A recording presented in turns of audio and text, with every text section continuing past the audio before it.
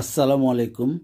Operation করছি জনাব আনাম আহমেদ এর বাম চোখ। তার বাম চোখের ছানি মোটামুটি গ্রেড 2 বা 3 লেভেলের একটা ক্যাটারেক্ট দেখা যাচ্ছে। এইটাকে ছানি অপারেশন করতে যাচ্ছি, ফ্যাকো অপারেশন। এবং এই অপারেশনটি করছি বাংলাদেশ আই হসপিটাল উত্তরা শাখায়, এবং বিশ্ব সেরা সেঞ্চুরিয়ন গোল্ড ফ্যাকো মেশিন এবং কার্ল জাইস লুমেরা 700 মাইক্রোস্কোপ এর সহযোগিতায় এই অপারেশনটি করছি। শুরুতেই আমরা একটা সাইড পোর্ট করছি, মাত্র 1.2 মিলিমিটার সাইজের একটা ফোঁটা করলাম। অ্যান্টিরিয়র ক্যাপসুলটাকে স্টেইন করার জন্য আমি ট্রাইপ্যান ব্লু দিলাম। এখন ক্যাপসুলোরেক্সিস নিডলটাকে তৈরি করছি, যেটা দিয়ে আমরা ক্যাপসুলটাকে রেক্সিস করব। ট্রাইপ্যান ব্লুকে ওয়াশ আউট করে দিচ্ছি আমরা। আনাম আহমেদ সাহেবের বাম চোখ অপারেশন করছি। প্রায় মাস দুয়েক আগে আমি তার ডান চোখের অপারেশন করেছিলাম। আল্লাহর রহমতে তিনি সেই চোখে ভালো দেখছেন, এবং সেই কারণেই 2 মাস পরে উনি আবার তার বাম চোখের অপারেশনের জন্য এসছেন, এবং আমি তার বাম চোখের অপারেশন করছি। এখন আমরা মেইন পোর্টটা করছি, যেই পোর্ট দিয়ে ছানি অপারেশনের মূল কাজ সম্পন্ন করা হবে। একটা 2.4 ক্যারাটম অর্থাৎ 2.4 সাইজের একটা পোর্ট করছি, যেটাকে আমরা এন্ট্রি পোর্ট বলি।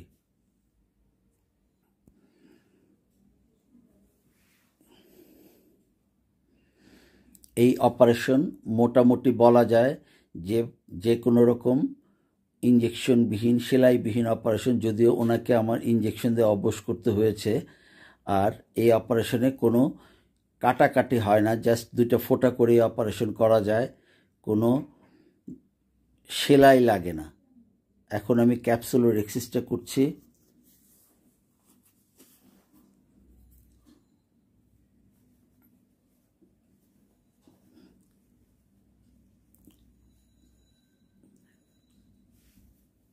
যখনই সন্দেহ হবে তখনই জেল দিতে হবে, যখনই মনে হবে এসি শ্যালো হয়ে গেছে তখনই জেল দিতে হবে। তাই জেল দিয়ে এসিটাকে ডিপ করে নিচ্ছি যেন কাজের সুবিধা হয়।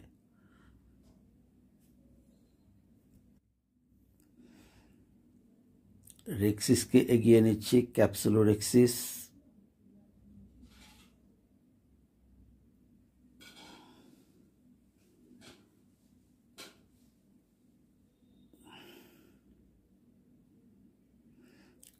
খুব সুন্দর একটা ক্যাপসুলোরেক্সিস হচ্ছে।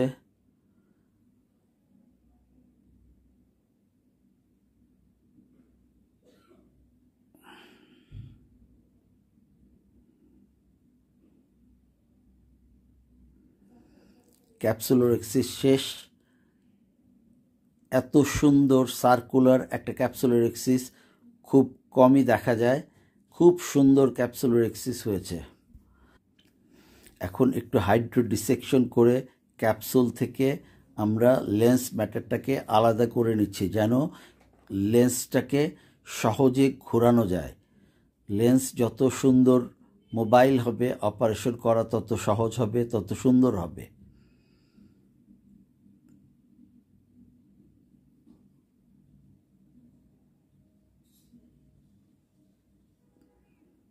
একটু সেন্টারিং করে নিলাম, আবার জেল দিয়ে এসিটা ফর্ম করে নিচ্ছি।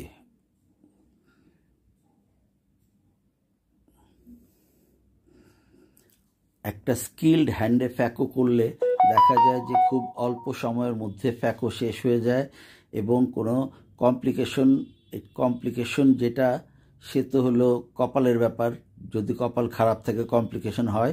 কিন্তু অপারেশন আল্লাহর রহমতে খুব সুন্দর এগিয়ে যাচ্ছে, এখন পর্যন্ত কোনো কমপ্লিকেশন নাই। দেখা যাক অপারেশনের শেষ পর্যায়ে কি হয়। এখন আমি ফ্যাকো মেশিন ঢুকাচ্ছি, সেঞ্চুরিয়ন গোল্ড ফ্যাকো মেশিন এর হ্যান্ডপিস। প্রথমে কিছু কর্টিক্যাল ম্যাটার সরিয়ে নিচ্ছি। এখন সেই ট্রেঞ্চিং বা স্কাল্পটিং করছি। মধ্যে দিয়ে একটা সুরঙের মতন করে নিলে যেটা হয় যে লেন্সটাকে দুই ভাগ করতে সুবিধা হয়। কাজে আমি সুন্দরভাবে একটা ট্রেঞ্চিং করছি। এই প্রসেসটার নাম স্টপ অ্যান্ড চপ টেকনিক।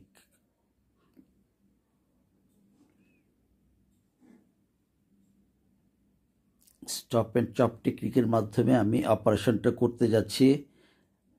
ট্রেঞ্চিংয়ের পরে আমি লেন্সটাকে এখন দুই ভাগ করছি।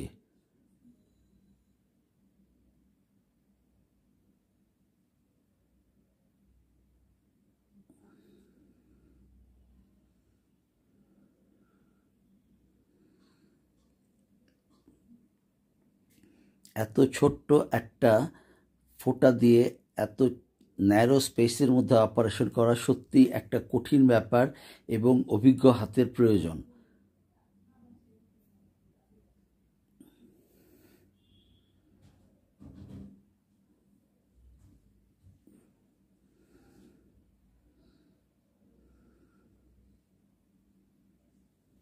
অপারেশন খুব সুন্দরভাবে এগিয়ে যাচ্ছে।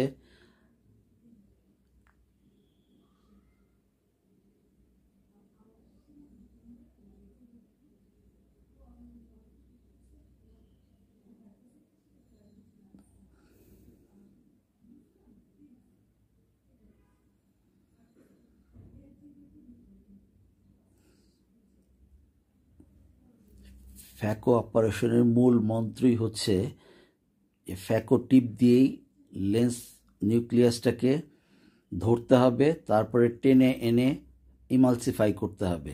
তাই করছি, সুন্দরভাবে তাকে ধরতেছি, গ্রিপ করছি, তাকে সামনে একটু এনে তারপরে সেটাকে ইমালসিফাই করছি। যারা নতুন নতুন ফ্যাকো শিখবে তাদের জন্য এই টিপসগুলি খুব কাজে লাগবে। আমার বাংলাদেশি ফ্যাকো শিক্ষার্থীদের জন্য আমি কথাগুলো বাংলায় বলছি যেন তাদের বুঝতে সুবিধা হয়, তারা যেন বুঝতে পারে যে কোন জায়গায় আমি কি করছি। এখন যেহেতু আমি হাফ হেমি নিউক্লিয়াসকে ফ্যাকো ইমালসিফাই করেছি, রিমেইনিং হেমি নিউক্লিয়াস রয়ে গেছে, সেটাকে করছি। সবসময় মনে রাখতে হবে লাস্ট কোয়াড্রেন্ট এইটা খাওয়ার সময় আমাদের সবসময়ই অধিক সচেতন হতে হয়, কারণ ফ্র্যাকশন অফ এ সেকেন্ডের মধ্যেই দেখা যাবে পোস্টেরিয়র ক্যাপসুল টিয়ার হয়ে যায়। কাজে আমরা এই সময়টাতে খুব বেশি সাবধান হব। প্রয়োজন হলে প্যারামিটারের ভ্যাকিউম পাওয়ার সব কমিয়ে দিব যেন সাডেন কোনো সার্জ না হয় বা কোনো অঘটন না ঘটে। দেখা যাচ্ছে আমি খুব সুন্দরভাবে লেন্সের নিউক্লিয়াস ম্যাটার সবগুলো ইমালসিফাই করে নিয়ে এসছি। খুব সুন্দরভাবে ইমালসিফাই করা হয়ে গেছে। জেল দিয়ে একটু আবার এসিটাকে ডিপ করে নিচ্ছি।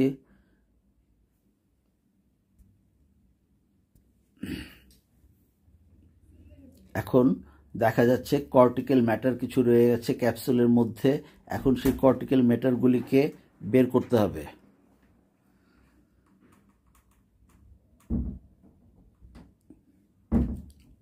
এই প্রসেসটাকে বলে ইরিগেশন অ্যান্ড অ্যাসপিরেশন। আমি আইএ হ্যান্ডপিস দিয়ে ইরিগেশন অ্যান্ড অ্যাসপিরেশন টেকনিকের মাধ্যমে লেন্সের কর্টিক্যাল ম্যাটারগুলি বের করে নিয়ে আসছি। তবে যারা নতুন কাজ করে তারা যদি এইটাতে কনফিডেন্ট না হয়, সেই ক্ষেত্রে তারা সিমকো 2A ইরিগেশন অ্যাসপিরেশন ক্যানুলা সেটা ব্যবহার করতে পারে। আমি যেহেতু এটাতেই অভ্যস্ত এবং আমি এটাতেই কমফোর্ট ফিল করি, কাজেই আমি আইএ দিয়েই কাজ করছি।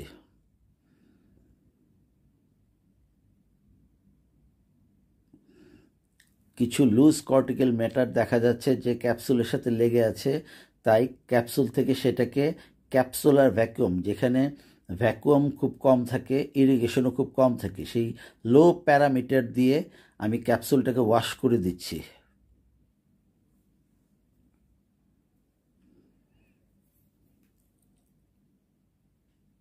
অপারেশন করতে গেলেই আমার কানের সামনে মনে হয় আমার শিক্ষাগুরু শাহিনুর রহমান স্যার প্রত্যেকটা পদে পদে আমাকে বলছেন যে এইখানে এই কাজ করো, সেইখানে এই কাজ করো, এইভাবে করো।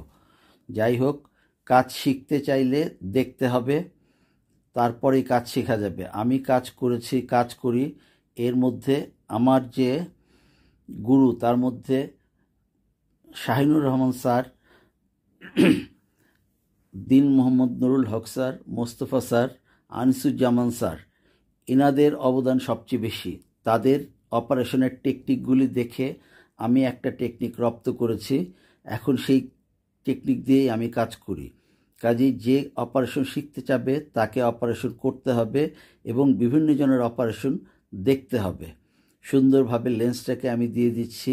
এটা হচ্ছে অ্যালকন কোম্পানির আইকিউ লেন্স।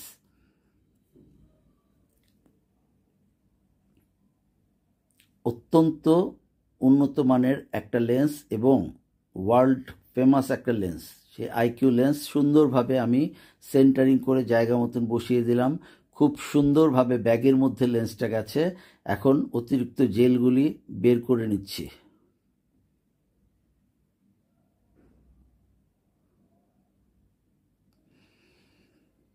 যা বলছিলাম, অপারেশন শিখতে চাইলে অপারেশন করতে হবে, কিন্তু তার চেয়ে বেশি দেখতে হবে। যত জনের অপারেশন দেখবে, যত জনের কমপ্লিকেশন দেখবে, কমপ্লিকেশন ম্যানেজ করা দেখবে, তত বেশি অপারেশন শিখতে পারবে।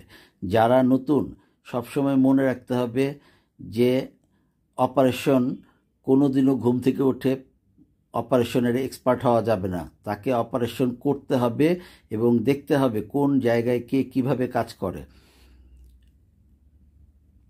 শুধুমাত্র একজন সার্জনের অপারেশন দেখলে কেউ কখনোই সার্জারি করতে পারবে না, কারণ প্রত্যেকটা সার্জনের নিজস্ব কিছু ভঙ্গি আছে যেটা সবাই অনুকরণ করতে পারে না। কাজেই 3, 4, 5 জনেরটা দেখে নিজের মতন একটা পদ্ধতি ডেভেলপ করতে হয়। এখন আমরা ফোঁটাটা বন্ধ করে দিচ্ছি, যেই ফোঁটা দিয়ে মূল কাজগুলি করলাম। এই যে দেখা যাচ্ছে যে আমরা হাইড্রোসিলিং করলাম। কর্নিয়ার স্ট্রমার মধ্যে কিছুটা পানি দিয়ে এসিটা সুন্দর ফর্ম হয়ে গেছে, কর্নিয়া শক্ত হয়ে গেছে, তার মানে আমার এসি ফর্ম হয়ে গেছে, কোনো লিকেজ নাই। দেখা যাচ্ছে একদম রক্তপাতহীন, সেলাইবিহীন একটা অপারেশন আমরা সম্পন্ন করলাম। একটু সাবকনজাংটিভাল স্টেরয়েড দিয়ে দিচ্ছি যেন তার কোনো ইরিটেশন না হয়। অপারেশন খুব ভালো হয়েছে। আনাম আহমেদ ভাইকে ধন্যবাদ সুন্দর সহযোগিতা করার জন্য, এবং ধৈর্য ধরে দেখার জন্য দর্শক মণ্ডলীকেও ধন্যবাদ।